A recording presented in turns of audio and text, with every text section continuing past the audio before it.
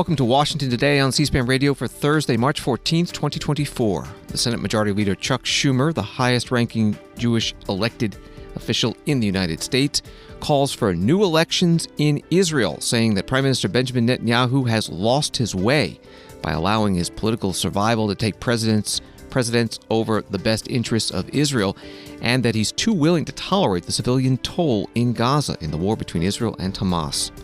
Reports that the U.S. military base at Guantanamo Bay, Cuba, may be used to process migrants from Haiti if there is a large increase in refugees fleeing the gang violence in that country. We'll get White House reaction, and we'll talk to Washington Post Haitian reporter Widlore Merancourt in Haiti about the security and political situation on the ground and that agreement to create a new government after the resignation of the Prime Minister. U.S. Vice President Kamala Harris visits a Planned Parenthood health center in Minnesota, highlighting the issue of reproductive rights in the Biden-Harris reelection campaign. And this is believed to be the first time a vice president or president has gone to a clinic that performs abortions. House Republicans continue their issues conference or retreat in West Virginia. Health and Human Services Secretary Javier Becerra testifies before the Senate Finance Committee on the president's fiscal year 2025 budget request. Senate Labor Committee holds a hearing on a proposed 32-hour work week. And Congressman Bill Foster, a physicist, celebrates National Pi Day. From NBC News, in the most significant criticism by a U.S. leader against the Israeli government since its war with Hamas began, Senate Majority Leader Chuck Schumer on Thursday called for new elections in Israel to replace Prime Minister Benjamin Netanyahu. Schumer, the highest-ranking Jewish official in the U.S. ever, said in remarks on the Senate floor that the Netanyahu coalition no longer fits the needs of Israel after October 7th.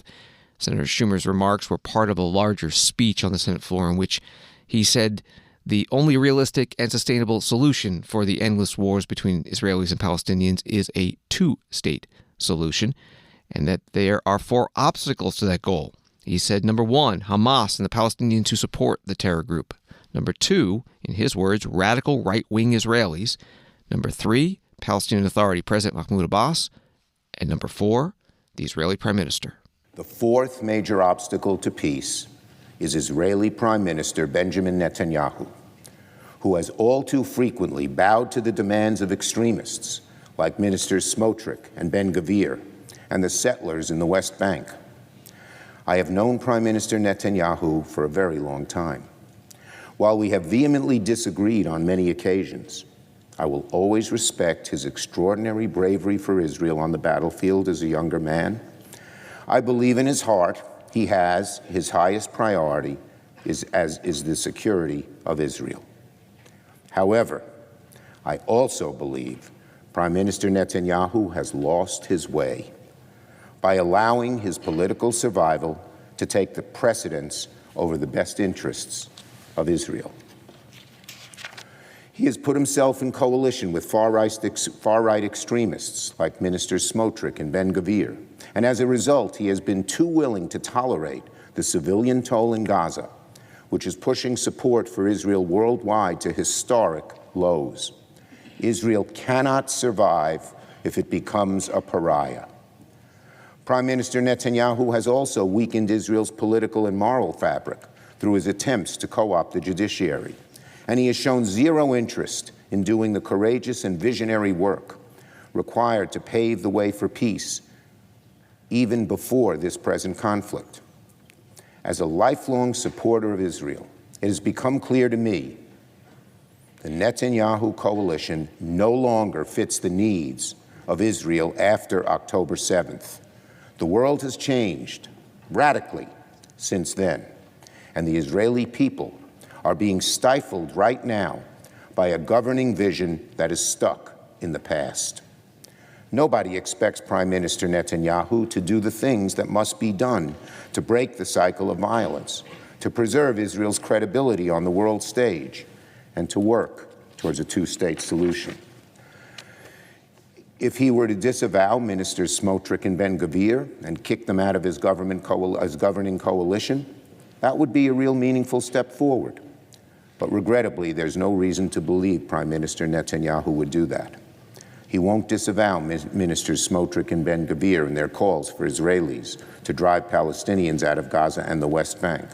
He won't commit to a military operation in Rafah that prioritizes protecting civilian life. He won't engage responsibly in discussions about a day-after plan for Gaza and a longer-term pathway to peace.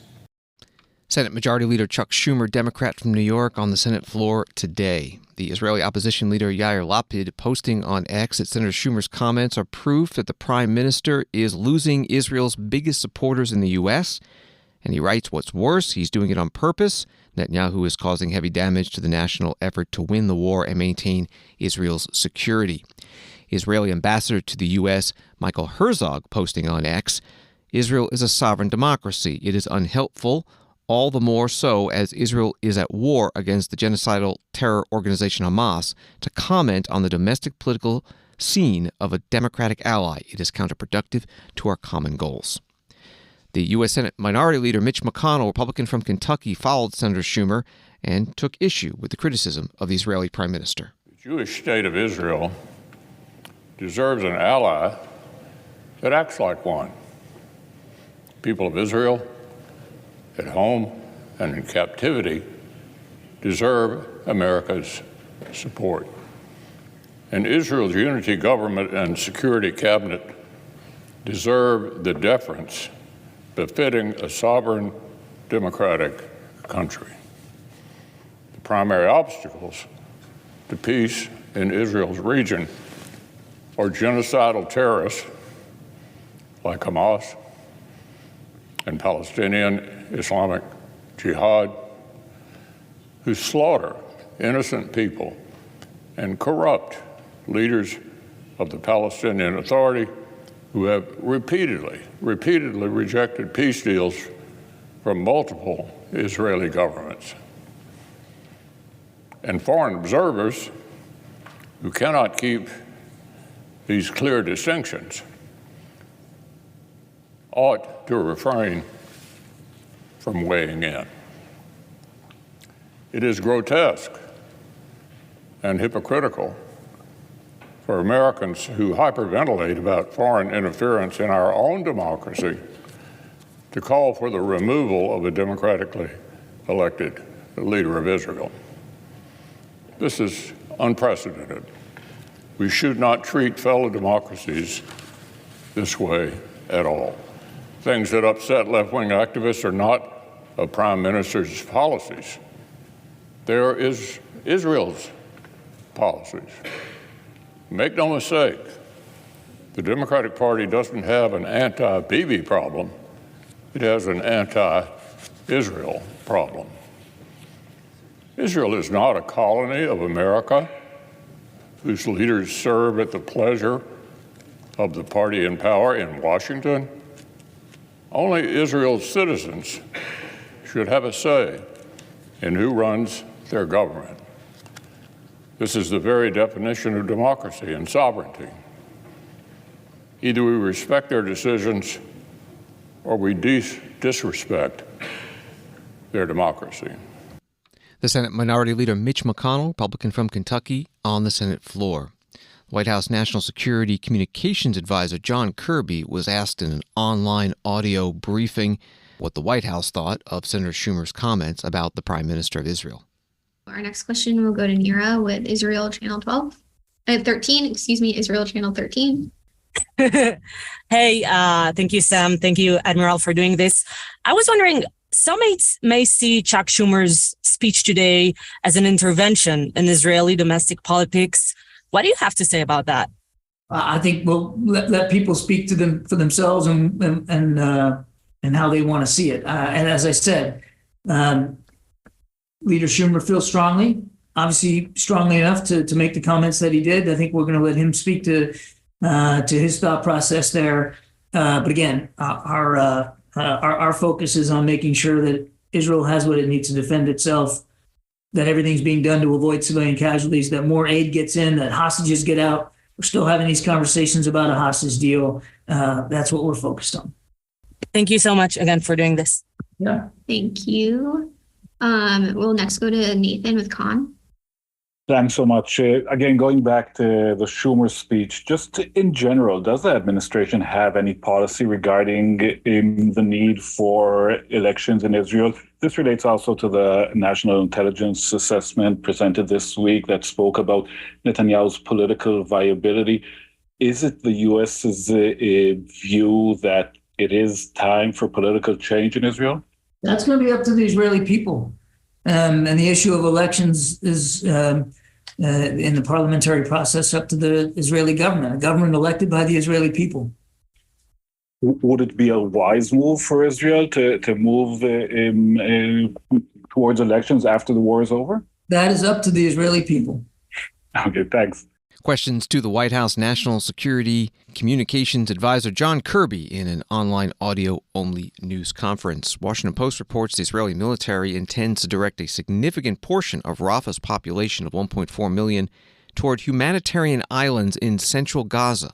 Israeli Defense Forces spokesperson Daniel Hagari said Thursday. Hagari said the humanitarian zones would be created with the international community to house the displaced and provide food, water, and other necessities. Israel also intends to flood Gaza with aid, Hagari said.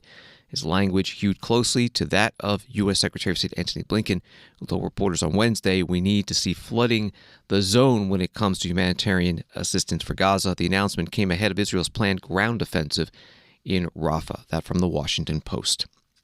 Story from CNN. The Biden administration is discussing using Guantanamo Bay to process Haitian migrants if there is a mass exodus to the U.S. amid worsening conditions in the country, according to a U.S. official. For years, Guantanamo Bay in Cuba, which is located about 200 miles from Haiti, has had a migrant center to hold and process migrants before returning them to Haiti or a third country. But discussions to expand capacity at the site mark the latest sign of growing concern within the administration about people fleeing Haiti in droves as gangs attack government structures and social order is on the brink of collapse. That was from CNN. John Kirby on that online briefing at the White House took a question about this as well. I know there's been some reporting that Haitian refugees might be processed through Guantanamo. I wonder if you could comment on that. Yeah, I've seen that. What I can tell you on that, Kelly, is that there's, and if you just give me a second, because I had a feeling this question might come up. There's a Department of Homeland Security task force called Task Force Southeast. And that task force continually watches and monitors migrant flow rates and all the different conditions under which migrants do flow in that particular part of the world down in the Caribbean. And particularly, they watch closely maritime migration trends, people that are trying to flee to safety by boat. So we're always monitoring that. They adjust their assets to meet the challenges that come with maritime migration. And in doing that, they're always looking at different options to try to address the challenges that the maritime migration might incur. So it's our policy to return non-citizens who do not have a fear of persecution or torture or legal basis to enter the United States. That won't change. Those that are interdicted at sea will be subject to immediate repatriation pursuant to, again, longstanding policy and procedure.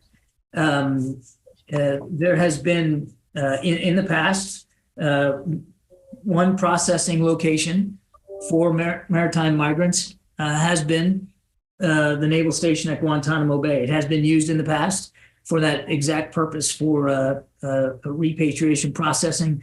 It is certainly remains an option to look at for again that eventuality. But I don't have anything firm. I don't have any concrete plans here to speak to. I think it's important for people to remember the context here, that the maritime migration remains a challenge in the Caribbean. We have to monitor it.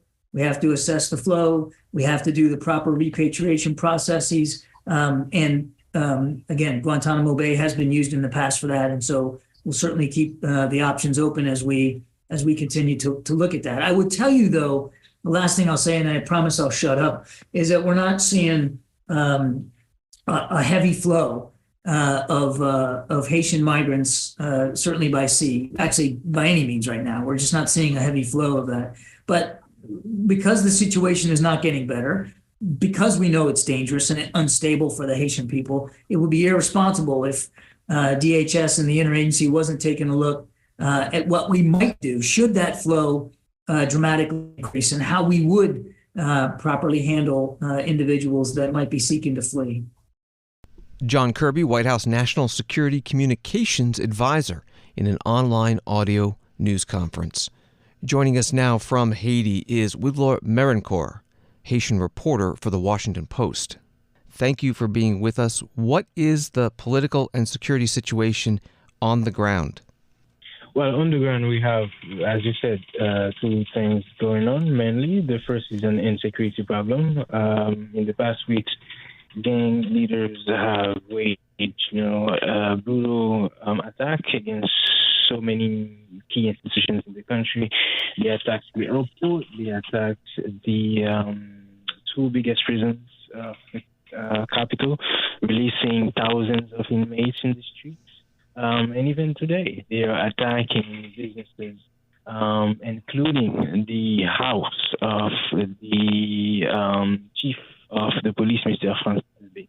It is a very critical situation with Haitian National Police understaffed, under-equipped, and which lack strategy, frankly, to deal with the insecurity problem. That's the first part. The second part is we also have a political process that is ongoing. Negotiations are unfolding between the Caribbean community and several other stakeholders, including the U.S., Haitian politicians, civil society. And the goal and the framework that seems to be emerging is a new government that would have as a leader, a presidential council that is going to select a new prime minister to replace Ariel Henry, who resigned recently, and form a new cabinet. What has been the assessment of how the U.S. and the Biden administration has been involved? The officials here say that this crisis should and will be resolved by the people of Haiti. Is that how it's being viewed there? Well, since the assassination of Jovenel Moïse, Ariel Henry quickly became the prime minister. However, his name emerged also in the assassination of the former leader. And on the ground, he suffered, a lack of legitimacy, and people took to the streets to protest his leadership for multiple times, and they go by on the streets by the thousands. And a huge swath of the political actors here, do not want to deal with Ariel Henry as a leader, right? So he was in power because the international community supported him. He was fighting at the time, of the assassination with Claude Joseph, who was the prime minister. Ariel Henry did not have a cabinet, so Claude Joseph wanted to go, all the way till the next elections. But the U.S. and a couple of embassies in Haiti put out a press release to urge Ariel Henry to form his cabinet, and it is in this context that Claude Joseph resigned and give back power to him. So this key support, continued despite the fact that, inside of the country he was, severely contested.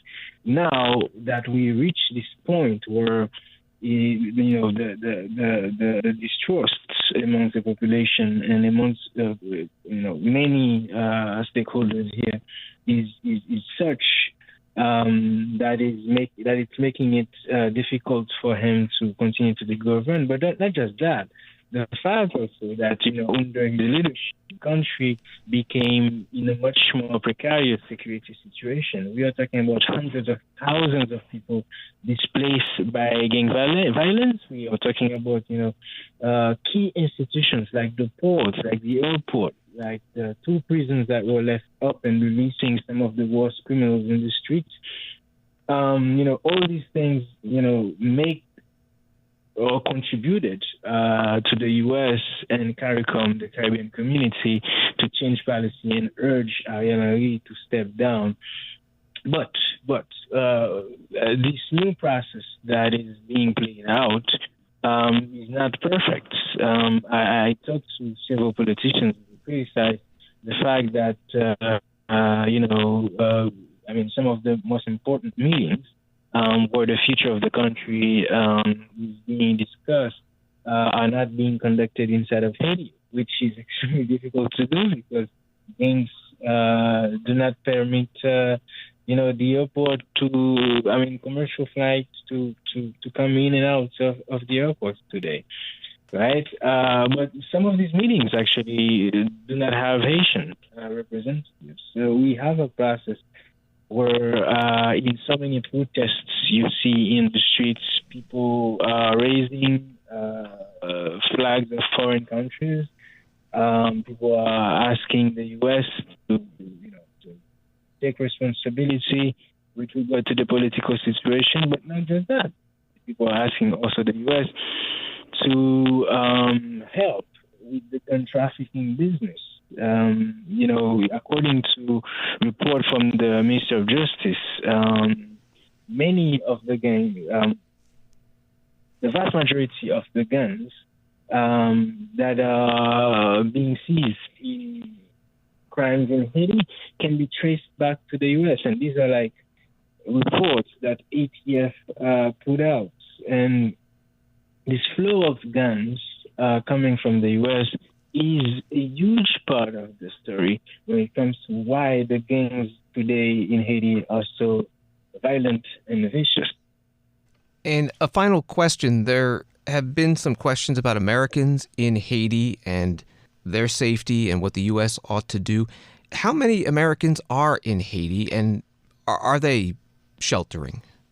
Well, I don't have an official tally of Americans in Haiti. We do know, however, that many Americans live in Haiti, work in Haiti. The U.S. has an embassy here. It's a big embassy. We also know that in the last week, the U.S. helped airlift some of its personnel out of the country. Washington Post Haiti reporter Widlore Merancourt joining us from Haiti. This is Washington Today. Congressman Corey Mills, Republican of Florida, posting on X that he worked with a group of veterans to evacuate and rescue, he says, 10 U.S. citizens from an orphanage in Port-au-Prince. He writes, "This recent mission reiterates a disturbing reality that under President Joe Biden's leadership, American lives are continually jeopardized. I have conducted rescue evacs of Americans multiple times when Joe Biden has deserted them. There's a clear pattern of abandonment." And Congressman Mills goes on, "Americans at home and abroad are more unsafe under Biden than ever before. We need President Trump back in the White House as the world can't afford 4 more years of Biden's failed administration." The U.S. evacuated non-essential embassy staff from Haiti last weekend and also sent in an elite unit of Marines to help secure the U.S. embassy. In Washington, D.C. today at a Senate Armed Services Committee hearing, Senator Mark Kelly, Democrat of Arizona, asked General Laura Richardson, head of Southern Command, about plans for possible non-combatant evacuation operations, or NEOs. General Richardson, yesterday we were talking a little bit about Haiti and the situation on the ground being chaotic, gangs running rampant in their capital. And this week, the Prime Minister of Haiti announced he would resign, and then Kenya paused the agreement to send 1,000 police officers until a new government would be put into place. Southcom has successfully airlifted embassy staff out of the country, but a number of Americans still remain in Haiti, and some may be looking to leave. Some are concerned that the U.S. has not initiated a non-combatant evacuation order, a NEO, to get Americans out of Haiti. General, have you been tasked to operate an evacuation? So, Senator, as part of the wide range of contingency plans that U.S. Southcom has, we are ready for a NEO activation if required, and have other plans ready to go, as we always do, and keep those plans refreshed over and over. So we're ready at any time for any type of crisis. And are you doing, so you say you're ready now, but are there any additional preparations in the event that this becomes a necessity? I think the two missions of increasing the security at the embassy and a little bit of my capability as well, expanding that, is the platform that we would use if we need to expand from there. And so we put in all of the necessary measures and that are necessary for any of the plans to be activated. So it would be true to say that there's mission planning currently underway in case you have to do this. Senator, we always do mission planning in the military, so absolutely. Well, thank you. Thank you, General. Senator Mark Kelly, Democrat from Arizona, questioning General Laura Richardson, commander of U.S. Southern Command, at today's Armed Services Committee hearing. The Senate today confirmed a U.S. ambassador to Haiti, Dennis Hankins, filling a post that's been vacant since 2021. The vote was 89-1. The one no vote, Senator John Kennedy, Republican of Louisiana. Political rights, a 38-year U.S. Foreign Service veteran, Hankins has worked in Sudan and Congo and served as ambassador to Mali and Guinea. He is currently a foreign policy advisor in the National Guard Bureau at the Pentagon. Story from BBC News, Moscow has launched a wide-ranging campaign telling residents of occupied parts of Ukraine to vote in Russia's presidential election. For the first time, the national vote is taking place over 3 days, March 15th through 17th, but additional early voting has already begun in the occupied parts of 4 Ukrainian regions, Zaporizhia, Kherson, Donetsk, and Luhansk. One resident complained to pro-Russian collaborators with ballot boxes going house to house looking for voters accompanied by armed soldiers. Vladimir Putin will certainly win another term of office, but a high turnout would help the Kremlin's efforts to legitimize his continued rule. It would also be used to justify Russia's invasion of Ukraine. Vladimir Putin is one of 4 candidates on the ballot, but none of the others poses a realistic challenge. All of his most outspoken critics have either been forced into exile, jailed, or have died. That was the reporting from BBC News. Reaction today from the U.S. State Department spokesperson, Matthew Miller. The United States condemns Russia's continuing efforts to undermine Ukraine's sovereignty, territorial integrity, and political independence through sham elections held in occupied Ukrainian territories.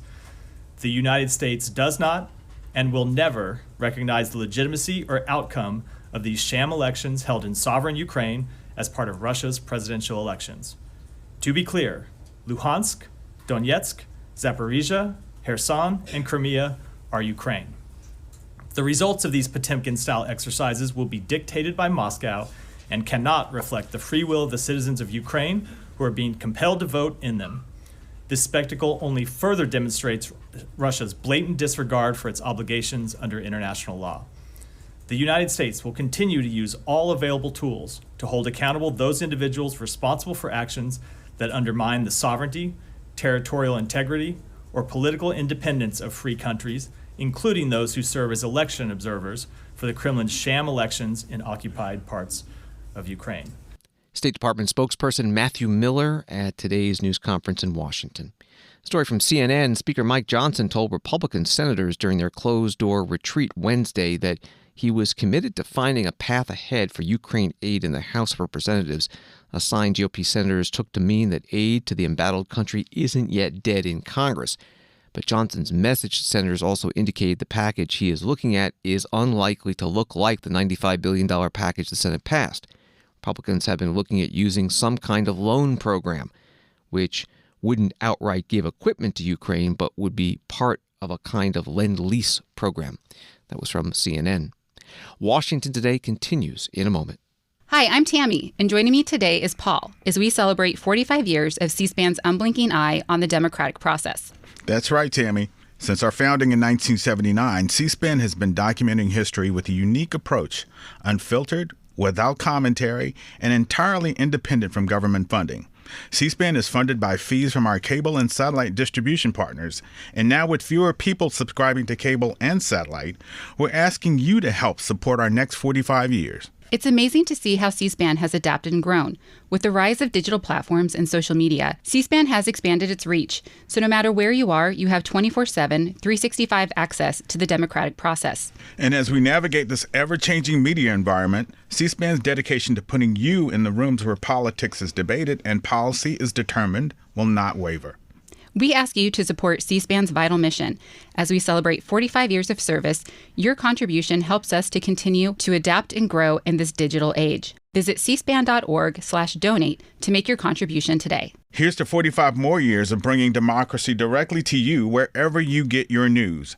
Thank you for your support. Visit cspan.org/donate today to make a difference. Welcome back to Washington Today, available as a podcast wherever you get your podcasts and on the C-SPAN Now mobile app, which is free. Vice President Kamala Harris, writes the New York Times, met with abortion providers and staff members on Thursday in the Twin Cities, a visit that is believed to be the first stop by a president or vice president to an abortion clinic. The appearance at a health center was the latest leg in a nationwide tour by Ms. Harris, who has emerged as the most outspoken defender of abortion rights in the administration. While White House officials say they have largely reached the limits of their power to protect abortion rights, the issue has emerged as a linchpin of their reelection strategy. That was from the New York Times. The clinic was in St. Paul, Minnesota. Many of you have asked, why am I here at this facility in particular? And I will tell you, it is because right now in our country we are facing a very serious health crisis. And the crisis is affecting many, many people in our country, most of whom are, frankly, silently suffering. After the United States Supreme Court took a constitutional right that had been recognized from the people of America, from the women of America, in states around our country, extremists have proposed and passed laws that have denied women access to reproductive health care. And the stories abound. I've heard stories of and have met with women who had miscarriages in toilets, women who were being denied emergency care because the healthcare providers there at an emergency room were afraid that because of the laws in their state that they could be criminalized, sent to prison for providing health care.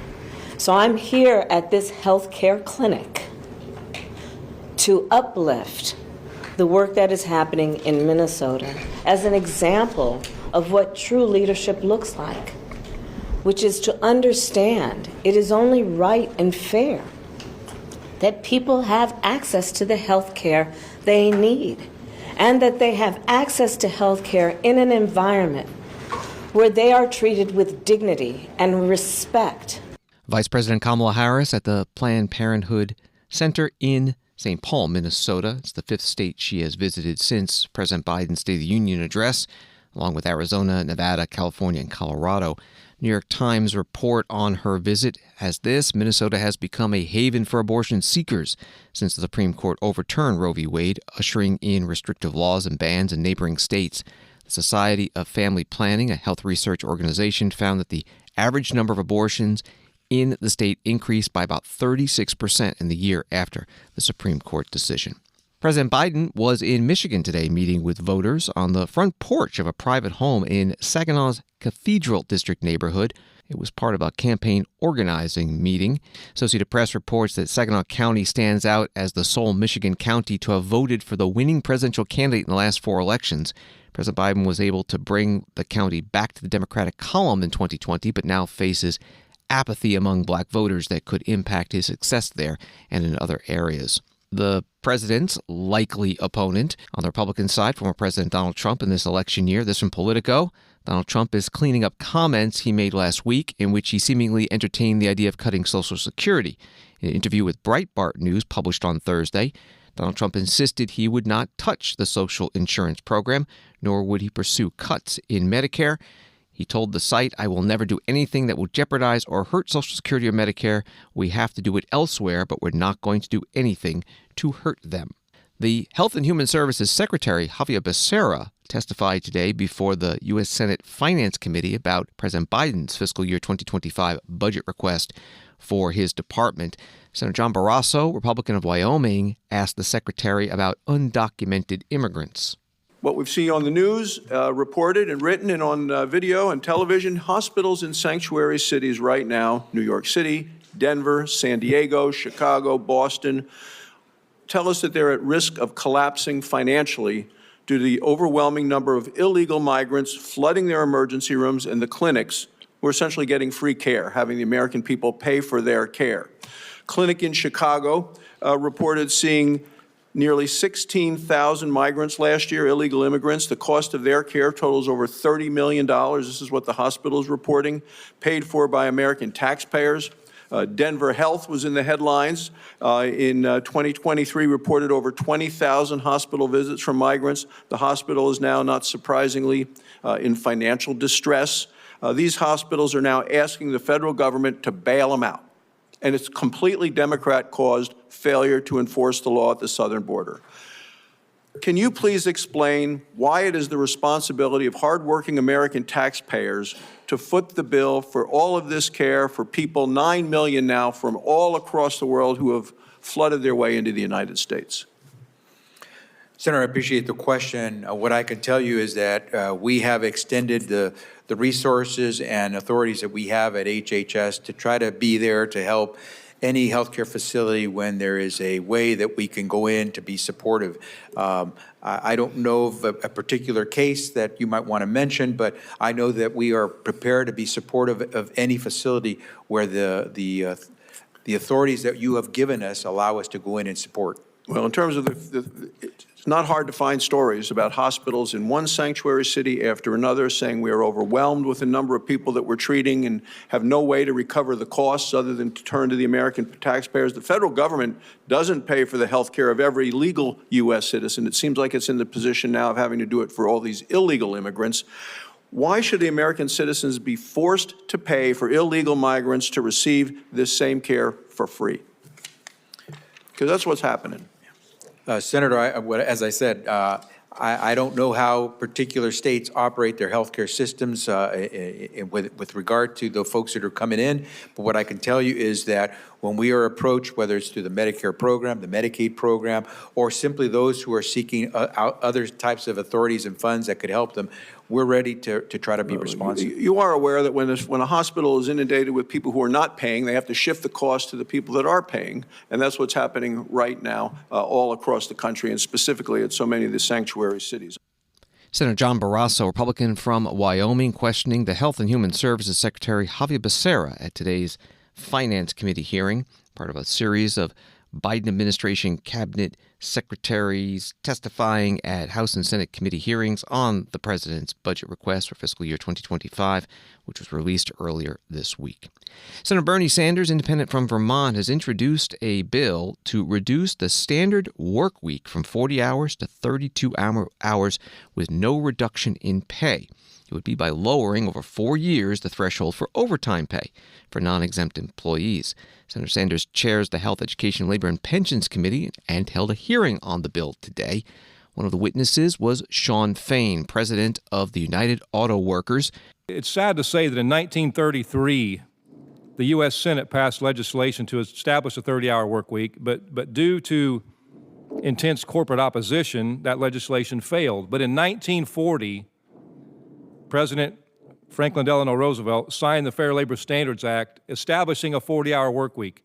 84 years ago, the 40-hour week was established. And since then, we've had a 400% increase in productivity, but nothing's changed.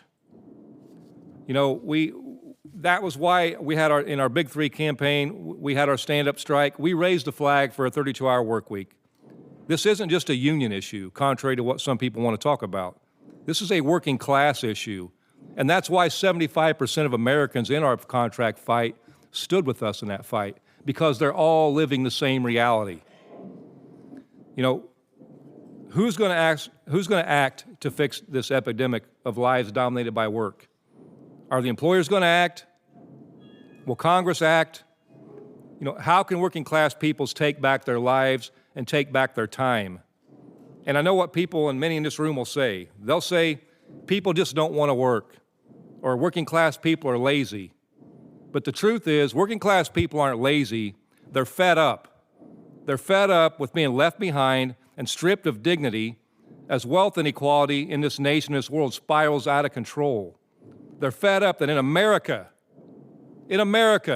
3 families have as much wealth as the bottom 50% of citizens in this nation. That is criminal. America is better than this.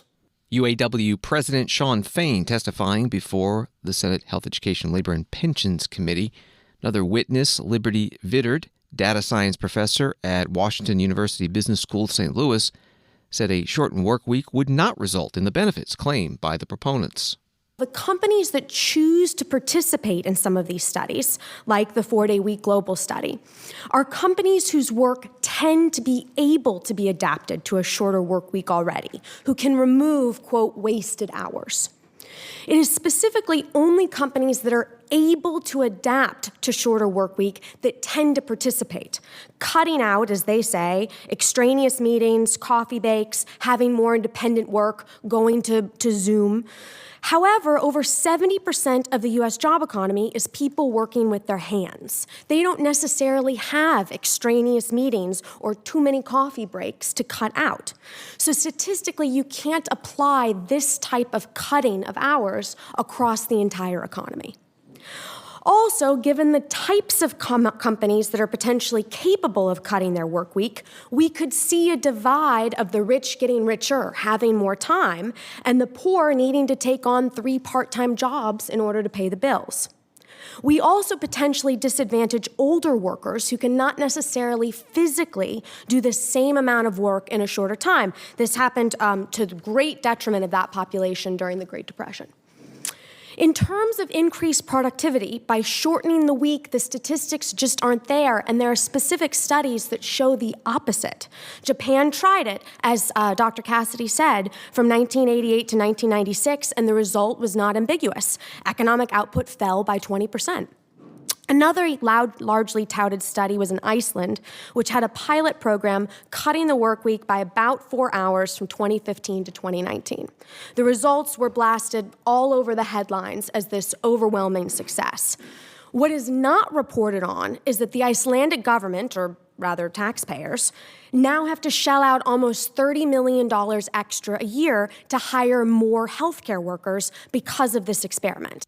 Liberty Vittert, data science professor at Washington University Business School, St. Louis, at today's Senate hearing on 32-hour workweek proposal put forth by the chair, Bernie Sanders, independent from Vermont. You heard the witness refer to Dr. Cassidy. That's Bill Cassidy, the ranking Republican on the committee. He is from Louisiana. And in the House, Congressman Mark Takano, Democrat from California, has introduced a companion bill.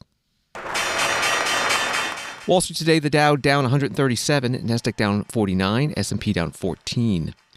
CNBC writes the Dow Jones Industrial Average fell Thursday and snapped a 3-day win streak after the release of hotter-than-expected U.S. inflation data sent Treasury yields higher. President Biden came out in opposition to the planned sale of U.S. steel to Nippon Steel, writes Associated Press, saying on Thursday that U.S. needs to maintain strong American steel companies powered by American steel workers. He added U.S. Steel has been an iconic American steel company for more than a century, and it is vital for it to remain an American steel company that is domestically owned and operated.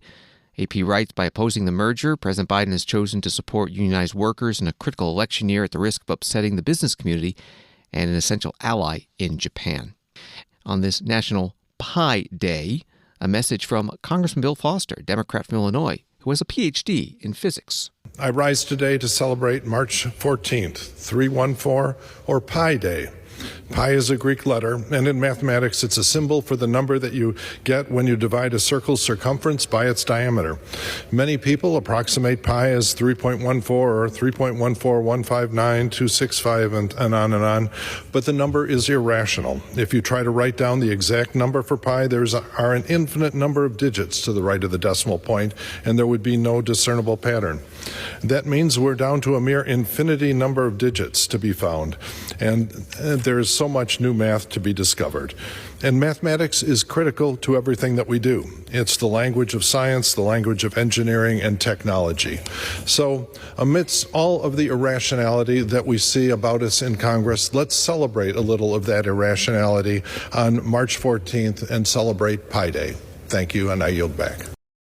Congressman Bill Foster, Democrat from Illinois, on the House floor. He is a physicist. Congressman Thomas Massie, Republican from Kentucky, posted on X a photo of himself in front of his office, writing, "Happy Pi Day. When I was first elected to Congress, I chose Office 314 and kept the Pi office until renovations to the building necessitated relocation. Hashtag Nerd Pride, hashtag Pi Day."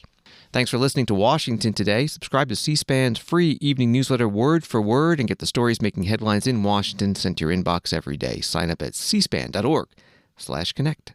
Have a good night.